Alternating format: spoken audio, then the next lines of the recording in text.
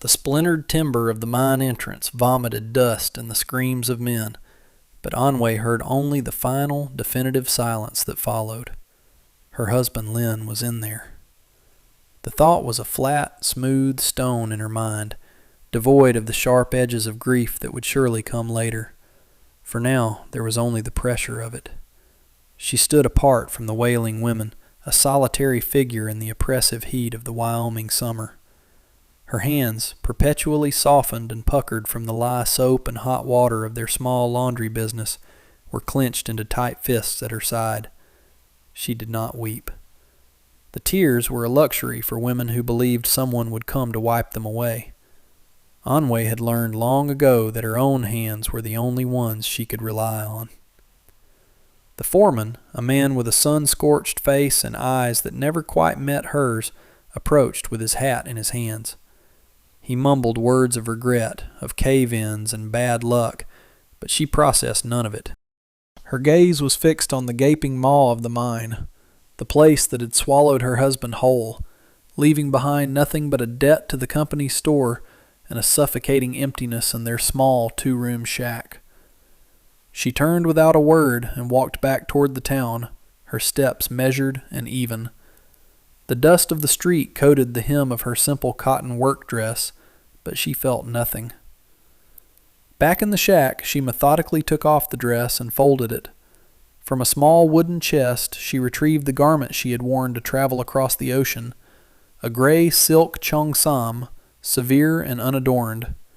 It was the color of ash, of a sky before a storm, of a life stripped of warmth. As she fastened the small knotted buttons up to her collar, the fabric felt like a second skin, an armor against the pity and the speculation that would soon descend upon her. She was a widow now, a Chinese widow in a town of rough men and suspicious women. She was a prize, a burden, a curiosity. She was alone. The heat of the following weeks was relentless, baking the dirt streets into a cracked, pale mockery of earth. Anway kept the laundry running, her movements a study in grim efficiency. She scrubbed collars on the washboard until her knuckles were raw, her mind a blank slate wiped clean by the rhythmic, punishing work. Lynn's absence was a physical presence, a cold spot in their shared bed, a silence where his quiet cough should have been. The men of the town did not wait long.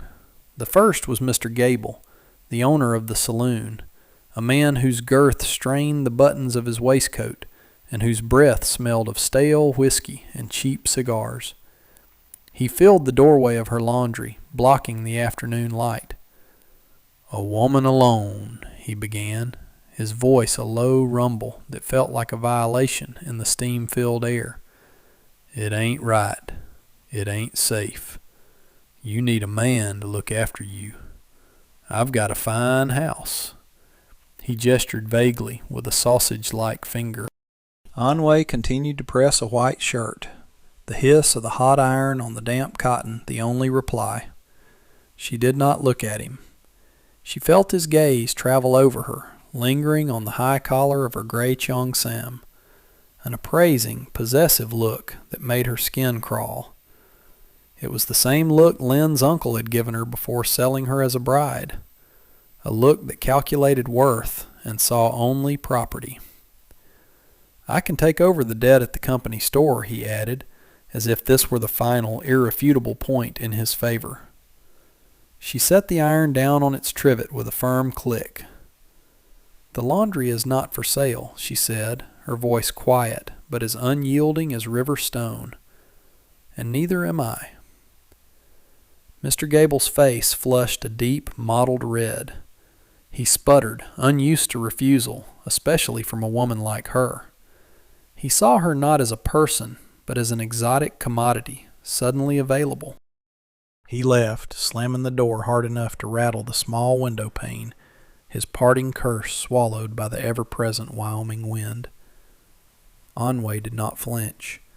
She simply picked up the iron again, her grip tight, and continued her work. Each shirt she pressed was an act of defiance. each folded sheet a fortification against the world. A week later, a new customer appeared. He was taller than most, with shoulders broadened by labor, but he held himself with a quiet reticence that was at odds with his size.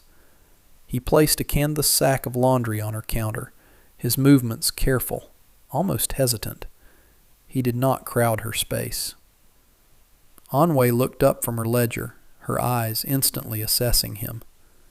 His face was weathered by the sun, but his eyes were a clear, steady blue, and they met hers for only a fleeting second before shifting to a spot on the wall behind her.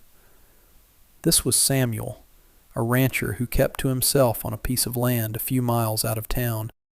She had seen him before, but never spoken to him.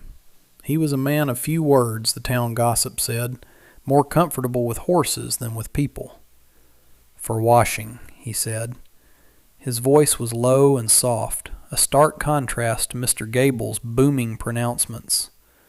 She nodded, untying the sack and cataloging the contents with practiced efficiency.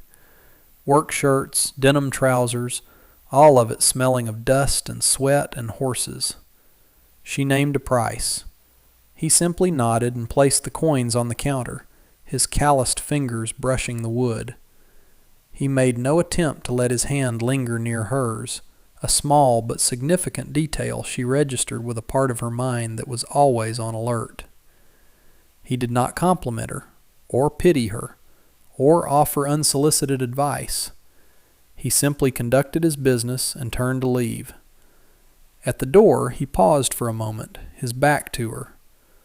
"I'm sorry for your loss," he said to the door frame, the words sounding slightly clumsy, as if they were unfamiliar tools in his hands. Then he was gone, leaving her in the steamy silence of the laundry. Anway stared at the spot where he had stood. It was the first time anyone had offered condolences without also offering a proposition. She told herself it meant nothing. He was just another man.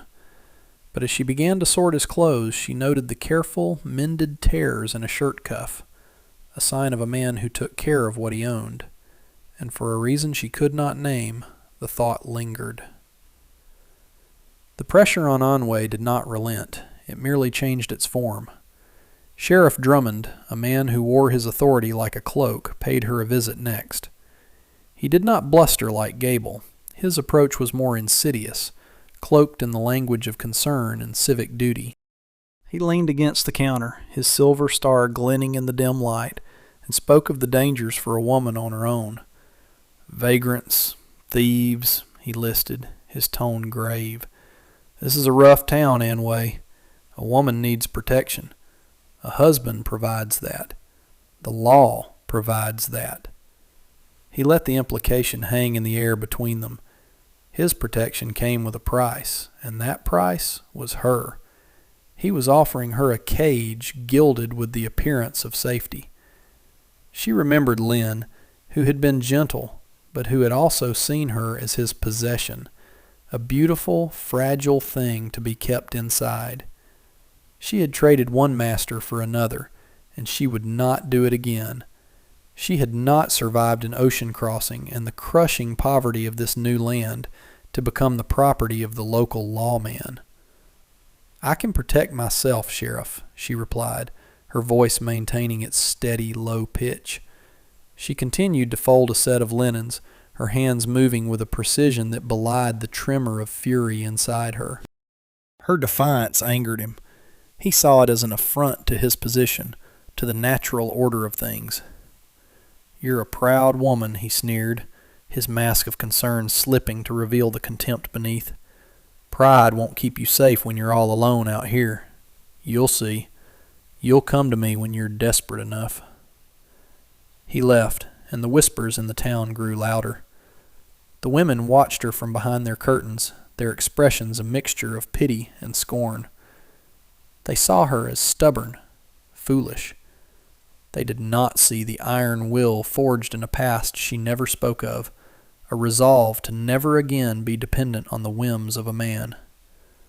The loneliness was a heavy cloak, but the thought of submitting to men like Gable or Drummond was a tomb. She would choose the cloak every time. The world was a hostile place, but the small laundry was hers. Within these four walls, she was not a widow, not a foreigner, not a prize. She was simply Anwe, and that was enough. Samuel continued to bring his laundry every Tuesday. His visits were brief, predictable, and blessedly silent. He would place the sack on the counter, she would name the price, he would pay, and he would leave. He never tried to engage her in conversation beyond a simple greeting. He never stared. His quiet consistency became a strange, small anchor in her tumultuous week. He was a neutral presence in a world that was constantly demanding something from her.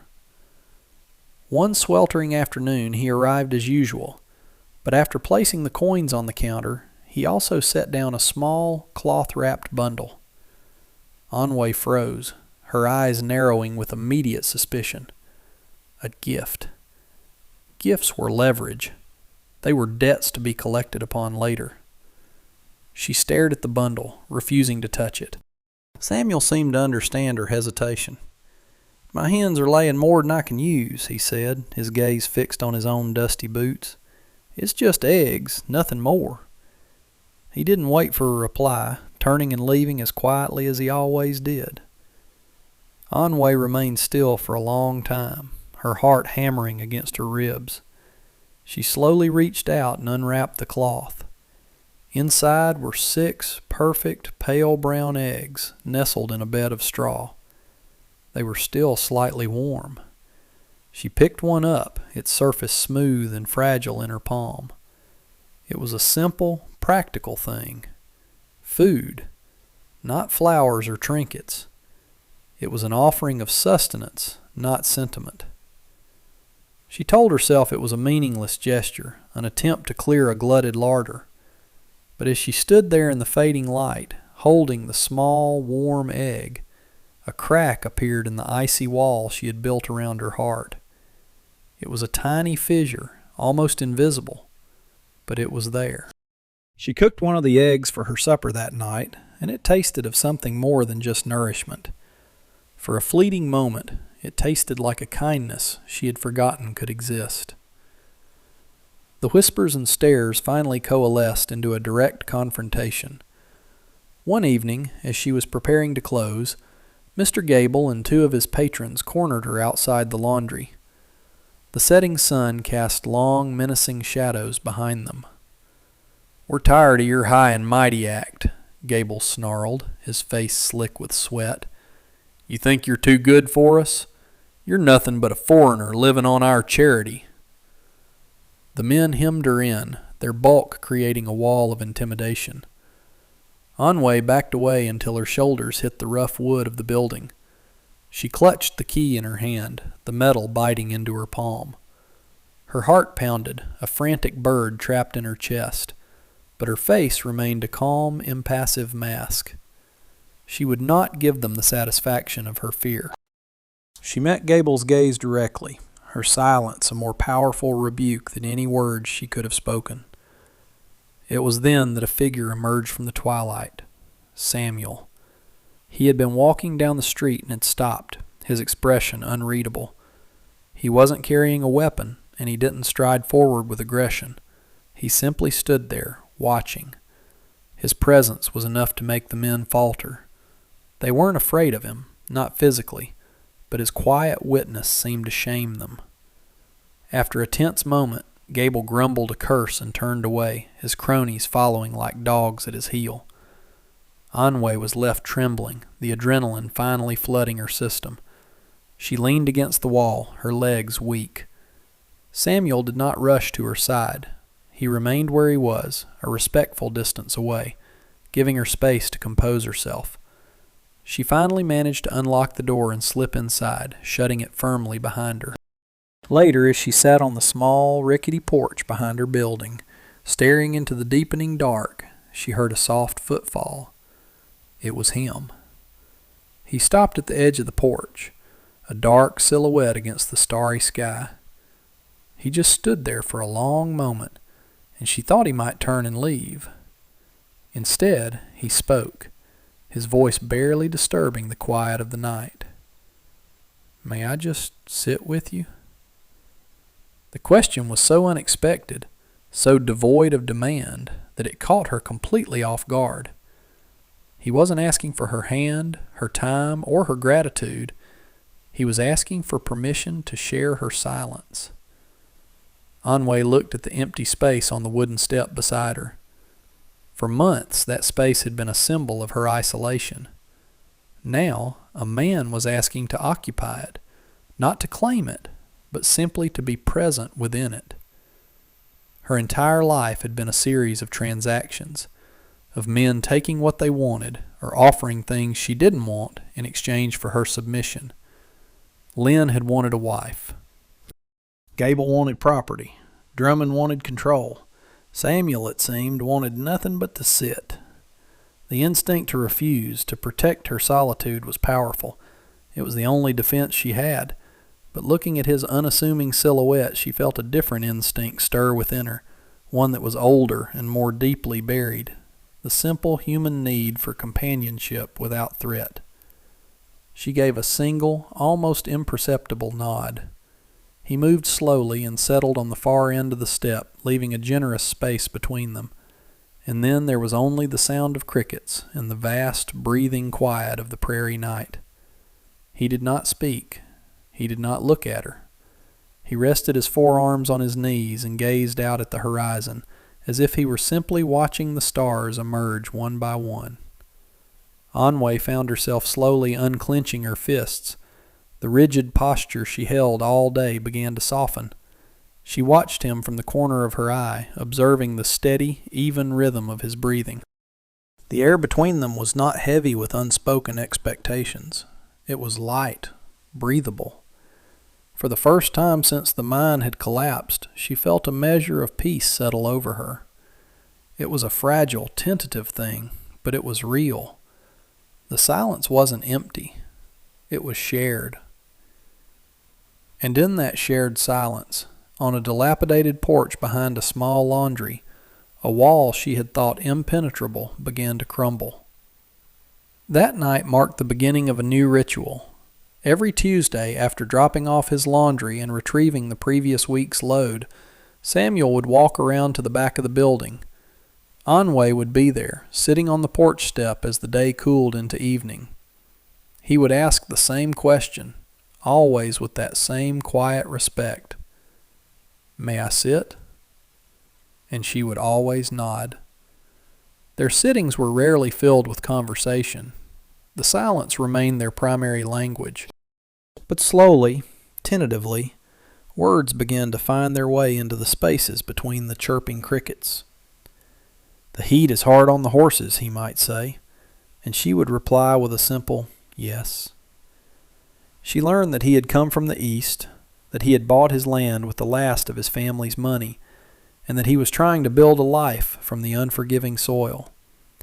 He learned that the steam from the laundry was good for her aching joints in the winter, and that she preferred the scent of lavender to the harsh smell of lye. These were not confessions or deep revelations. They were small, smooth stones of fact, offered and accepted without ceremony. Through these fragments, she began to piece together a portrait of the man beside her. He was patient, not just with her, but with his land, with his animals, with the world itself. He possessed a deep, abiding gentleness that she had never encountered in a man before. It was not a weakness, but a form of strength she was only just beginning to recognize. The town continued to watch. Their gossip shifted from her stubborn pride to this strange, silent courtship. They couldn't understand it. There were no public walks, no gifts of flowers, no grand declarations. There was only this quiet, persistent presence. For Anway, it was everything. His consistency was a balm on the raw wounds of her past. He asked for nothing, and in doing so, he was slowly earning the one thing she thought she would never give again, her trust. One late summer evening, the sky, which had been a placid blue all day, turned a bruised purple. The air grew thick and heavy, charged with an electric tension. Anwe and Samuel were on the porch, watching the storm clouds gather on the horizon. The wind began to pick up, rustling the dry leaves and kicking up small dust devils in the alley. The first fat drops of rain began to fall, splattering against the wooden steps and the tin roof overhead. The downpour came suddenly, a torrential sheet of water that blurred the world into a gray haze. They were caught in it, but neither of them moved to seek shelter. They sat side by side, watching the deluge, the roar of the rain creating a private world around them. The parched earth drank greedily, and the air filled with the rich, clean scent of wet dust and sage. "The land needs this," Samuel said, his voice raised slightly to be heard over the storm. "Yes," Anwe replied, a small, genuine smile touching her lips for the first time in his presence. As the storm began to pass, leaving a dripping, glistening world in its wake, the steps were dark and slick with water. Samuel stood up, and for the first time he extended his hand to her. It was an open palm, an offer of support, not a demand. Anwe stared at his hand. It was large and calloused, a farmer's hand, but it was steady. A tremor of old fear ran through her. The memory of other hands, grabbing, pulling, holding her down, flashed through her mind. But then she looked up at his face. His expression was calm, his eyes patient. He was not looking at her with desire or ownership, but with simple, quiet concern. He would not be offended if she refused. He would simply wait. Slowly, deliberately, she lifted her own hand and placed it in his. His fingers closed gently around hers. The touch was warm, firm, and utterly respectful. He helped her to her feet, and for a brief, earth-shattering moment, they stood there, hands clasped, in the quiet aftermath of the storm. He let go as soon as she was steady, but the connection lingered, a silent promise of a different kind of life. 4 years later. The sun was setting over a small, prosperous ranch, painting the vast Wyoming sky in hues of orange and rose. The scent of hay and horses mingled with the sweet aroma of wildflowers growing in a lovingly tended garden near the porch. Anwe, no longer clad in the gray armor of her widowhood, wore a simple dress of deep indigo blue. She moved with a quiet grace, snipping herbs from her garden. The laundry in town was a distant memory, sold to a family who needed the work. Her hands were still strong, but now they were stained with earth instead of lye. Samuel was mending a fence line nearby, the rhythmic tap of his hammer a comforting, familiar sound. He finished his work and walked toward the house, his long shadow stretching out before him. He stopped by the garden, and Anwe looked up, her face softening as he approached. The years had settled comfortably between them, filling the silences not with awkwardness, but with a profound and easy understanding. They had built a life here, piece by piece, with the same patience he had shown on her porch all those years ago. Their marriage had been a quiet affair, a simple signing of papers at the courthouse with 2 of his ranch hands as witnesses. There had been no grand pronouncements of love, but love had grown anyway, a hardy, resilient plant in the soil of mutual respect and trust. He reached her and gently touched a stray lock of hair that had escaped her bun, tucking it behind her ear. His touch was as respectful as it had been that first rainy evening, but now it was filled with a deep, abiding affection. "Supper will be ready soon," she said softly. "I'm in no hurry," he replied, his blue eyes holding hers. He took the basket of herbs from her, and together they walked to the house. Later they sat on their own porch, watching the last sliver of sun dip below the horizon. The crickets began their nightly chorus. Samuel reached over and took her hand, his thumb stroking the back of it.